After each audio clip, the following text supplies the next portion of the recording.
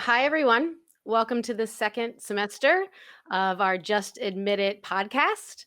I am Amy, and I am an IvyWise master counselor.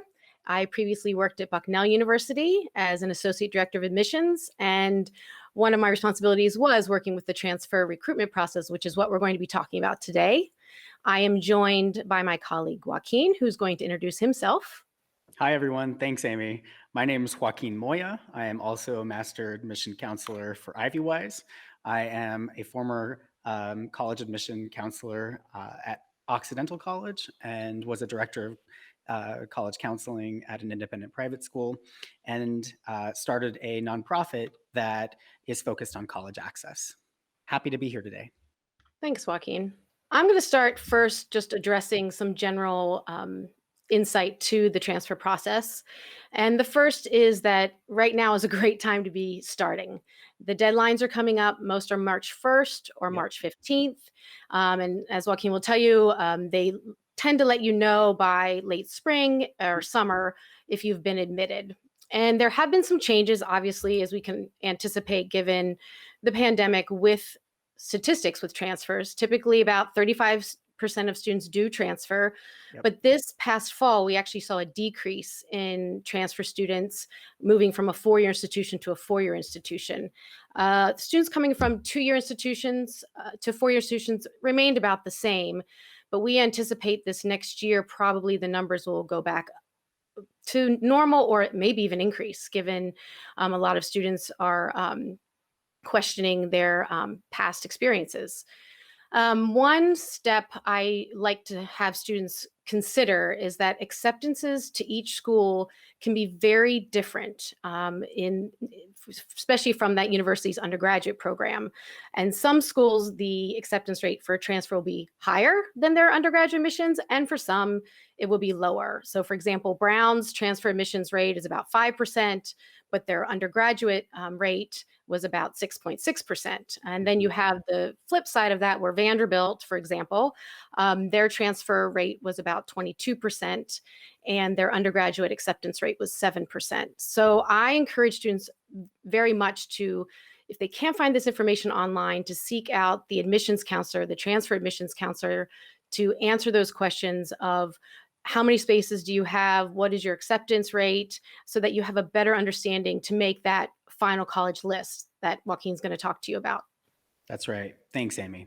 I think another important piece to the transfer admission process is research. Just like with the freshman admission process, thorough research will really help you in the long run.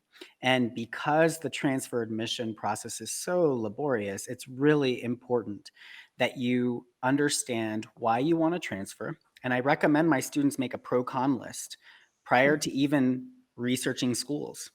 And once you've made your pro-con list and you know why you want to transfer, then start doing your college research, because each school has not only different transfer admission rates, as Amy just said, but they also have various requirements in their application process, depending on what their school specifically requires. So knowing why you want to transfer is really important.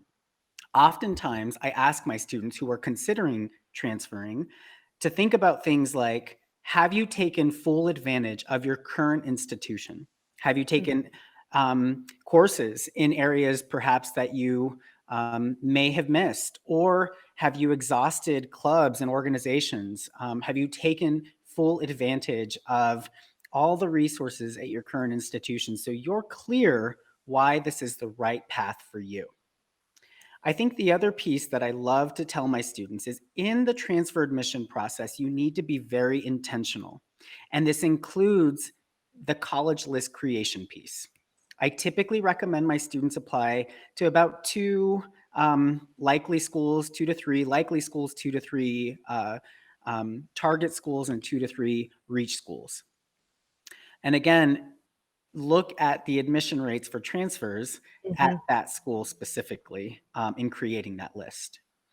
Amy, do you have any suggestions on how students can organize their material as they're researching schools? Yeah, and I love your tip for the pro con list. I do that with my students as well. And that pro con list can also change as you visit the school or as the year goes on. So I encourage them also to revisit that when it comes down to get their acceptances as well.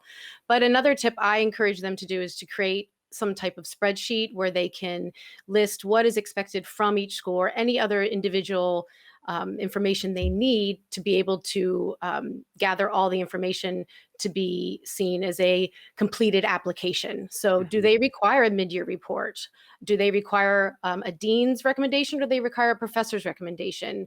Also, for majors, if certain majors actually have requirements, or they won't even consider you, like nursing. If you don't take certain courses in college, they will not consider you as a nursing student before you get there.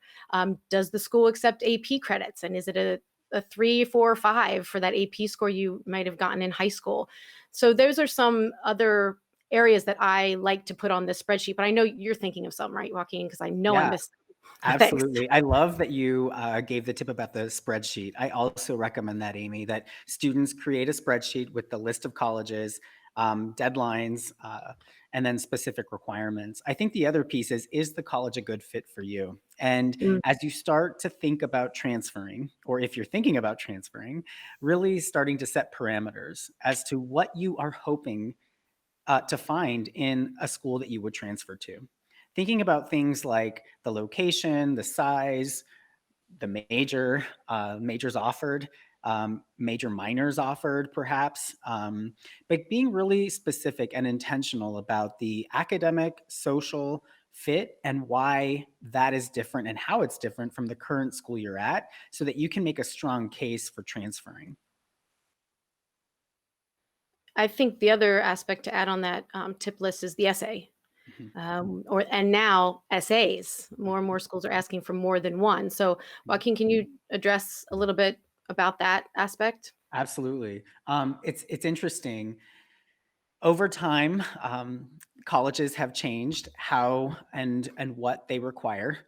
So it's important to do your research, as we said before, research, research, research. But understanding what they're requiring in your essays.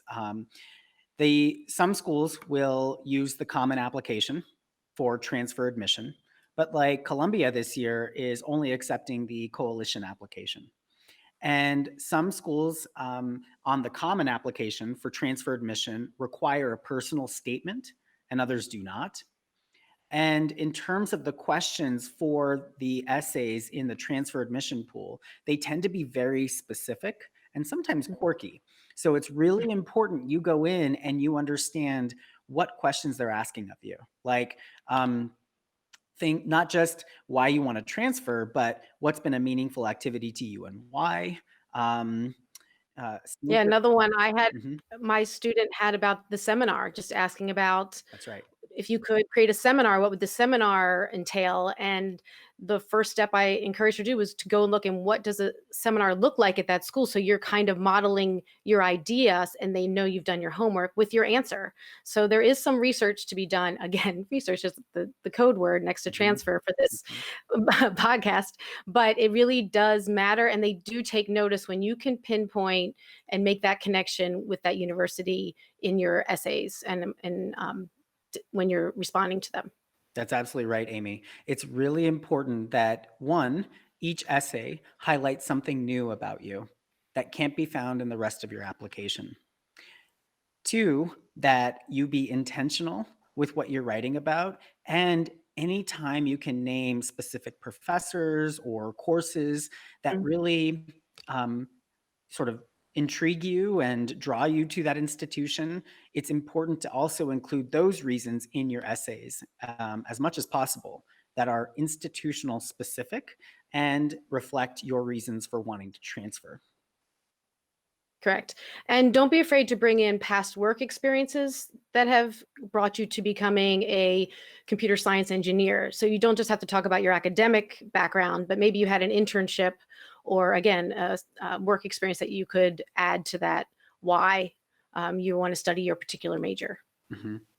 I think another piece that I wanted to go back to, Amy, is as you're doing your research into transferring, be aware that if you need campus housing, not every institution has on-campus housing for transfer students. For example, NYU explicitly states on their website that they do not have housing for transfer students. So be aware of that. Another piece in the research process that I always tell my students, Amy, is that you really need to know what your source is.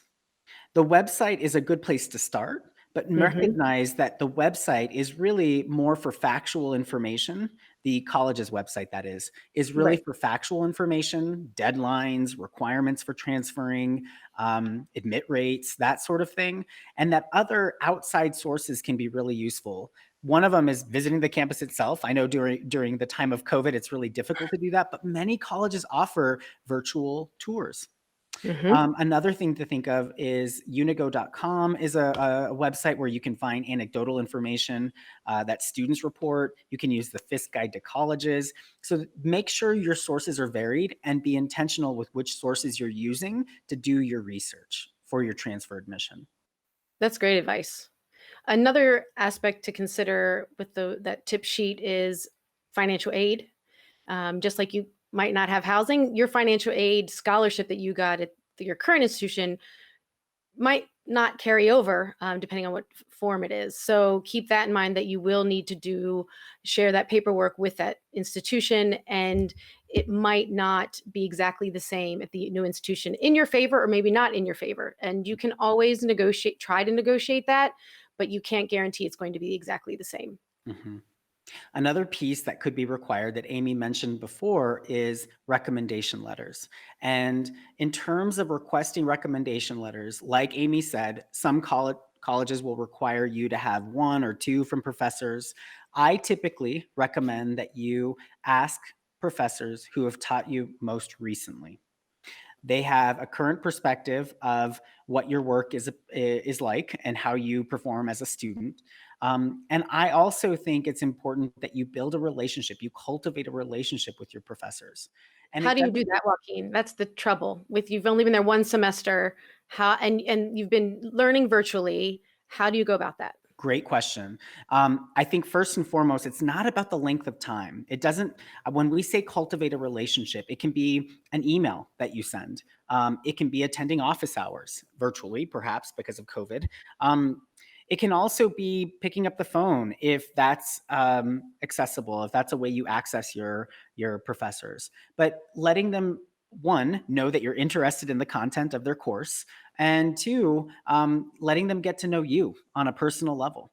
And so I really recommend my students, in order to cultivate the relationship, try to attend office hours, reach out via email, and follow up with professors when the class is out of session. So you've done that, and then you have to approach them for the recommendation. How do you approach them in a way that you don't feel uncomfortable saying, please write this recommendation for me, but I'm not happy here. I need to leave and go somewhere. How do you make that? How do you approach that with the professor to make you feel comfortable and make them not feel offended? Mhm. Great question. I think for me, Amy, the first and foremost thing is it's all about relationship. Hmm. And so professors know that students transfer, and you shouldn't be timid or embarrassed to go to a professor to ask for a letter of recommendation. But I really encourage you to remain positive about your current institution, because it's important not just in requesting the letters of recommendation from your current professors or past professors. It's also important when you're writing your essays to not be negative about the current school you're at, which can be difficult if you're considering transferring, but really making sure you're intentional about your reasons for transferring. And there are typically two main reasons transfer admission officers like to see. One, either a student has outgrown their current institution, or, for example, they've found that the current school they're at does not offer a major that they want to pursue, or perhaps there's extenuating circumstances that are making you look at other schools and considering transferring. So, I think that was a lot there, but I think it also is really helpful to keep in mind that you don't want to come off as negative, even though you're considering leaving the current school that you're at. And even when you're approaching professors for recommendation letters or writing the essays, it's all about making sure that you're intentional with why you want to transfer. And that those reasons, again, are either you've outgrown the institution or there's an extenuating circumstance. Thanks, Joaquin. And just to add to that, I know we as admissions counselors are empathetic to all that's going on, all the extra pressures and challenges that students, especially now, have as they're going through their studies. So how would we address the extenuating circumstances that because of the virtual learning, because of the stresses, their grades have dropped in that semester, but previously they've been doing well? How do we encourage them to go about this in a positive way, but also knowing we're empathetic? Is the essay a place where we can learn from them about that? Absolutely. That's probably the best place, is making sure you include that in the essay. And if there are professors who are willing to write your letters of recommendation, you can give them information that you want them to include in that letter of recommendation. Great idea. I Great typically idea. recommend that you reach out to that professor one-on-one, usually with a verbal request, but I know that's difficult because of COVID and most classes not being in person. So you can send an email request and let them know that you're considering transferring and you'd love their support. And then if they agree to write it, include a couple of points as to why you want to transfer or what you hope they would share about your engagement in their class that makes you a strong candidate for another institution. Great. I know another frequently asked question we get is about transfer of credits. Mm. And that's something that I know can vary also from school to school. Most schools, colleges do not let you know what credits have transferred until you've been admitted or shortly after you've been admitted, maybe 4 to 6 weeks afterwards. And also keep in mind that some schools will give you credits for a certain class and some won't. Mhm. And the gen ed classes typically will be given credit for. It's usually the courses within the major that are harder to get credit for. So if you're going to be a chemistry major, they might want you to take all of the chemistry courses at their school. But that doesn't mean that one chemistry course you took couldn't count for a science requirement gen ed class. Also, you'll have to potentially show a syllabus. If they do not give you credit, you can always contest it and say, okay, this is what I covered and this looks pretty similar to this class. Can you please give me credit for that? And also to keep in mind that most schools do have caps of how many credits they will actually accept. So while you might be considering a gap year and taking some courses, just make sure you're not going over that limit, or you're taking classes that you're not going to get credits for at that new institution. So that's another thing you could put on that spreadsheet is, what are the credit expectations? What's the minimum credit amount? And what's the maximum credits they will be giving you when you apply? That's a great point. It will determine whether or not you graduate in 4 years or more. So That's right. keep that in mind. Another question that we get often is, will financial aid and scholarships carry over if you transfer? Amy, any advice on that or thoughts that you can give to potential transfer students? Well, your financial aid package will carry over, but the difference will be how it's laid out potentially. Did you get a merit scholarship? Did you get a certain type of loan? Did you get a work study? So each institution has a different um, offer that they could give you. I do believe you're always welcome. Once you have that in hand, you can contest it with the current one you have at the institution you are in. Do not be afraid to do that, because in reality, transfer students cost universities a lot less money because you're usually coming in for just 2 years or 3 years. So they might be more willing to work with you to help to cover up that $2,000 that you had at the other school because you had a merit scholarship, but now they're going to find you a work study on their campus to help you to balance that out. So that is definitely something that can be a little tricky, but to follow up with it, and don't be afraid to reach out to the financial aid office to inquire after you have your package. Great points, Amy. The other piece I would just say is going back to research, which Amy and I have really encouraged you to do. Every college should have an financial aid estimator or calculator Mhm. on their financial aid website.